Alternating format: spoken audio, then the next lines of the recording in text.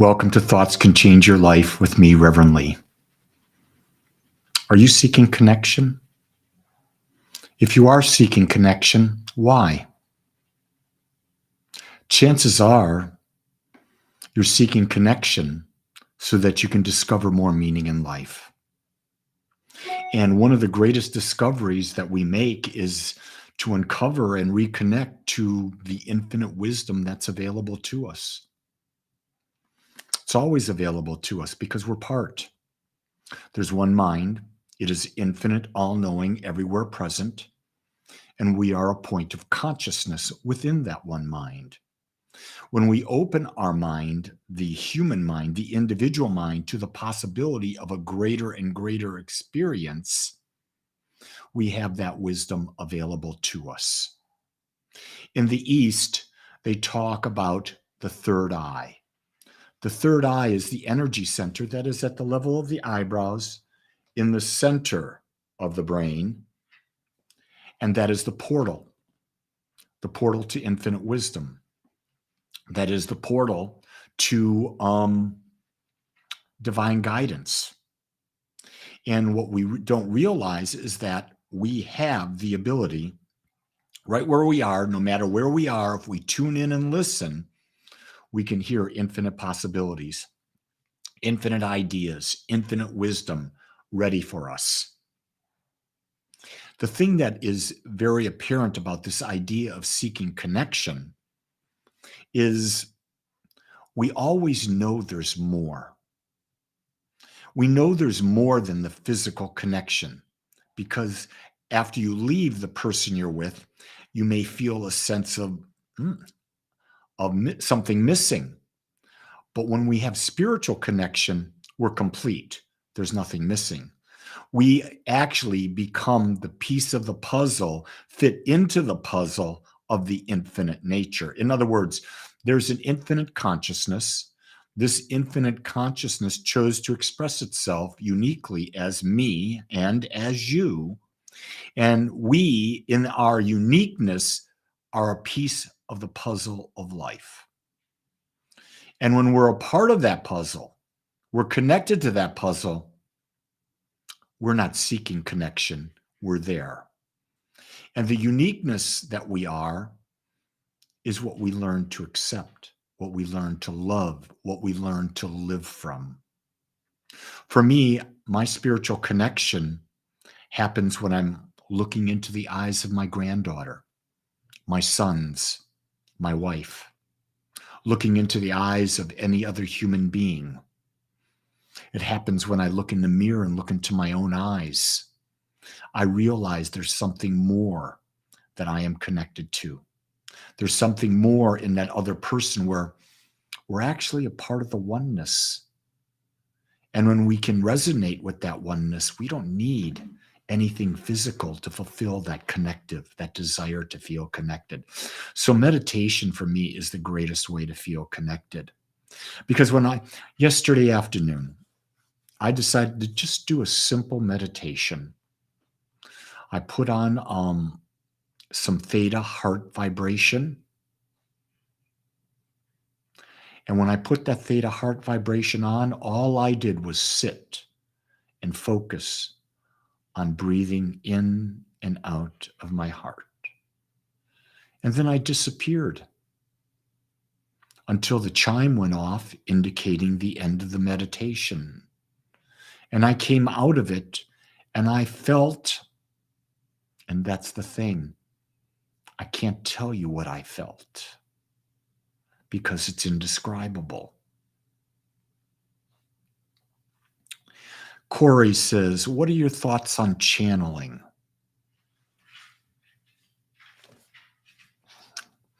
I believe anything is possible. I believe there are people that are probably authentic, real, good-hearted, good-natured. I also think there are people who take advantage of that to make money and to prey on people through that. I look at it this way. There is one mind. I have access to it and you have access to it. Could someone just be saying, My tapped in connection to the infinite mind is giving me this guidance. Now, that guidance may not be for you. It may just be for them. But what they've tapped into is they've tapped into their inner wisdom. So I don't go seeking someone else to channel their thoughts to me. I prefer to go within, ask the questions, and listen so that the higher wisdom that I'm a part of, that you're a part of, that everyone is a part of, will guide me directly. You see, in the old days of religion, or in religion today, they want you to believe that you need a minister, you need a rabbi, you need an imam, you need a guru. You don't need that. I'm a minister. You don't need me. What you need is your own connection to the divine, and then it shows up with you. All I do is present you ideas, things to question, possibilities for you to look at. But I'm not your guru.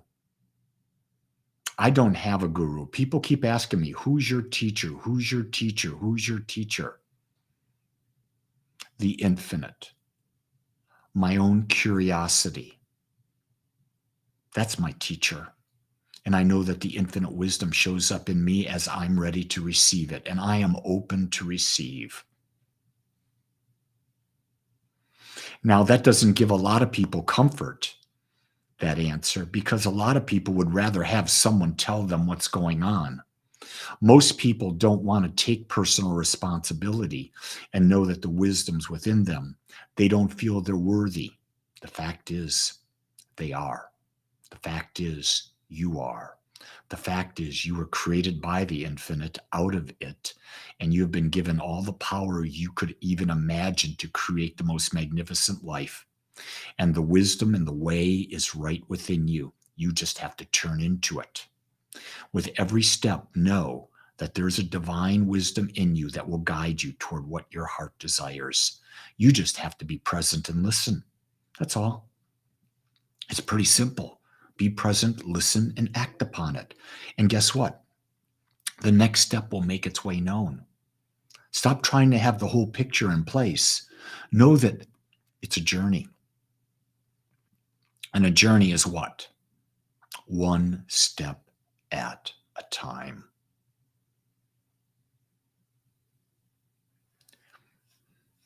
Corey says, I notice through learning information from books, I see shifts in my life and reality.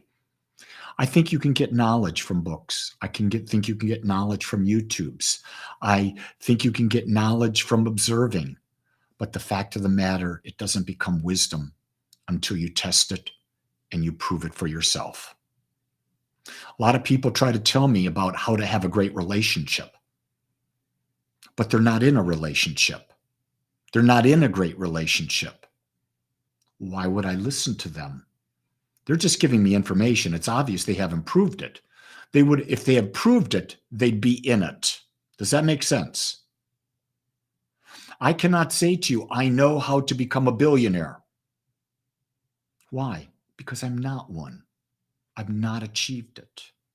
But being a billionaire is not an important thing to me. Can I teach you about how to have a great relationship? Yes. I believe I can because I'm in one that's perfect for me.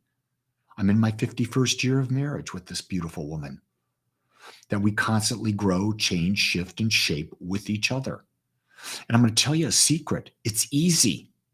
It's not hard because we're working toward the same things.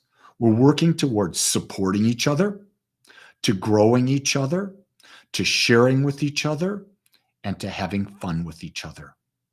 That's the basis of our relationship. And we have a single foundational agreement.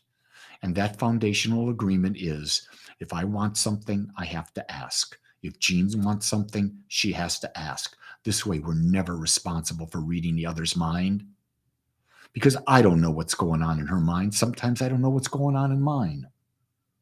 So with that, it makes life easy. And here's the key thing. Remember, in a relationship, it is always expanding, which means living and growing, or it's stagnant, and it's dying.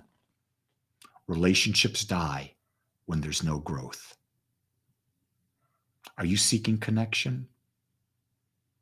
You don't have to look any further than in the mirror. You want to feel it and sense it? Sit down, close your eyes, have your heart ask your intuitive nature a question. Sit, listen, hear, and test it. One step, one moment at a time. With that, my beautiful ones, make it a great day. And know you are connected. And I'm connected with you as well. Have a great day. Aloha.